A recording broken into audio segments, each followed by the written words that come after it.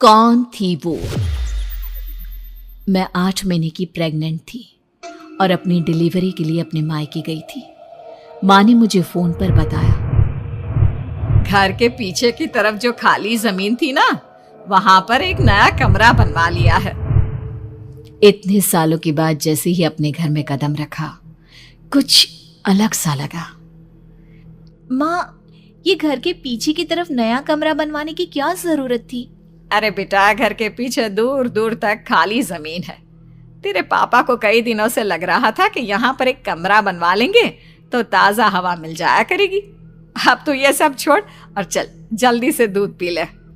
माँ, मैं थोड़ी देर में पी लूंगी, आप सो जाओ। मैंने दूध का गिलास उठाकर उस खिड़की में रख दिया। पता नहीं कब आंख लग गई। अचानक से खिड़की के पल्लों के खड़कने की तेज आवाज आई। दूध का गिलास धड़ाम से जमीन पर आ गिरा। जमीन पर गिरते ही दूध का रंग लाल हो चुका था। मैंने खिड़की से झांक कर बाहर देखा। चारों तरफ धुप अंधेरा था। उस अंधेरे की तरफ से कुछ आवाजें आ रही थी, जैसे छोटे बच्चे आपस में खिलखिलाकर मस्ती कर रहे हो।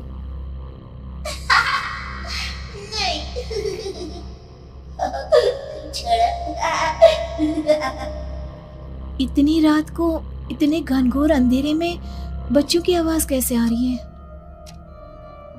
घड़ी में वक्त देखा तो ठीक 12 बजे थे। देखकर मैं सन्न रह गई। बुरी आत्माओं और भूतों की कई कहानियां मैं सुन चुकी थी। वक्त भी कुछ ऐसा ही था। ऊपर से मैं प्रेग्नेंट। सुना था कि ऐसे वक्त में अक्सर बुरी आत्माएं औरतों का पीछा करती है, तो क्या मेरे पीछे भी? पसीने से तरबतर बड़ी मुश्किल से, जैसे कांपते हाथों से मैंने उस खिड़की को बंद किया। जल्दी से जल्दी उस कमरे से बाहर निकलकर माँ के पास जाने के बारे में सोचा, लेकिन जैसे ही दरवाजे की तरफ पलटी, लगा कोई साया हवा की स्पीड से दरवाजे के सामने से गुजर गया। मेरे गले में अटक कर रह गई। मैं जोर से चीख कर माँ को बुलाना चाहती थी, लेकिन वो आवाज खुद मेरे कानों तक नहीं पहुंच पा रही थी। तो माँ तक कैसे पहुंचती?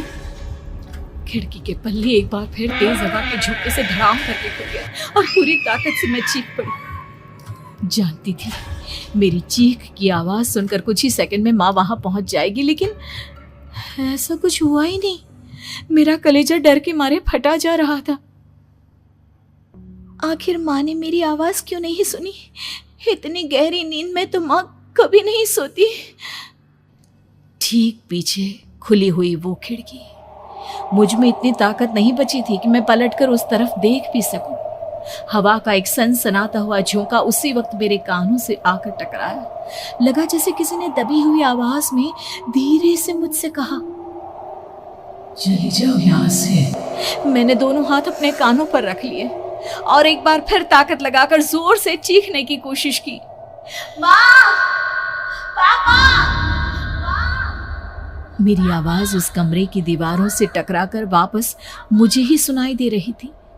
जितनी ताकत के साथ मैंने चीखने की कोशिश की थी, कुछ ही देर बाद उससे कहीं ज्यादा तेज और दर्दनाक चीख मुझे सुनाई देने लगी। कि आवाज ठीक मेरे पीछे खिड़की से आ रही थी। वो आवाज मेरे कानों में पिघलते हुए लोहे की तरह गिर रही थी। उन आवाजों में हैवानियत थी। वो आवाजें किसी इंसान की नहीं है, इतना मैं समझ चुकी थी। कांप रहे हाथों से मैंने अंधेरे में कुछ ढूंढने की कोशिश की। तभी अचानक मेरा हाथ बेड पर रखी टॉर्च पर पड़ा। किसी तरह ताकत लगाकर टॉर्च का बटन ऑन किया, लेकिन ये क्या? सामने दरवाजे पर 3 छोटी लड़कियां खड़ी हुई थी। उनके हाथ में स्टील के चमचमाते हुए चाकू थे। मैं घबराकर लड़खड़ाई और पीछे की तरफ हटी, लेकिन तब तक वो मेरे पास आ चुकी थी। उनकी गर्दन टेढ़ी थी और उनके हाथों के वो चाकू मेरे पेट को निशाना बनाने को तैयार। मैं जोर से चीखी, नहीं, छोड़ दो मेरे बच्चे को, मत मारो, मत मारो, छोड़ दो मेरे बच्चे को। सोनाली, क्या हुआ बेटा? तू इतनी डरी हुई क्यों है? उठ बेटा, क्या हुआ? हड़बड़ाकर मैंने अपनी आंखें खोली। देखा तो दिन निकल आया था। माँ मुझे जगा रही थी। मेरा चेहरा पूरा पसीने से लथपथ था। क्या हुआ बेटा, तुमने कोई बुरा सपना देखा क्या? मैं अभी तक अपने पूरे होश में नहीं थी। वो मेरे बच्चे को मार देगी माँ। वो लड़की मेरे बच्चे को। मैंने घबराकर अपने पेट को छुआ। सब कुछ ठीक था।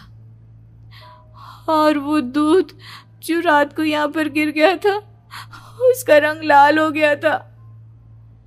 माँ ने हंसते हुए दूध का गिलास मुझे दिखाया। तुमने दूध पिया ही नहीं, पूरा का पूरा ऐसे ही रखा हुआ है। तुमसे कहा था ना सोनाली, सेहत के लिए लापरवाही ठीक नहीं बेटा।